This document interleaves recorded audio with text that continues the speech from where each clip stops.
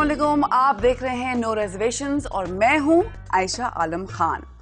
आज का शो बहुत ही ज़बरदस्त शो है। हमारे जो आज के मेहमान हैं वो ऐसे ख़वातीन हैं जिनके लिए ऑफ कोर्स मैं उनको मतलब I have deep respect for them. बहुत इज़्ज़त करती हूँ उनके काम की, और उन दोनों ने अपने मेहनत से अपना नाम ऑब्वियसली मनवाया है।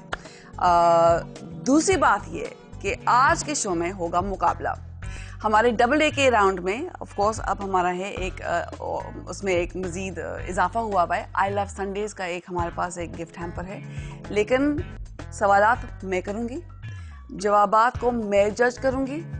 Basically it is my show, और कौन किस तरह के सवाल के कैसे जवाब देता है, आई विल जज हु इज़ द बेस्ट बिला झिझक, यहाँ पे इस वक्त और अभी on no reservations. Please stay with us.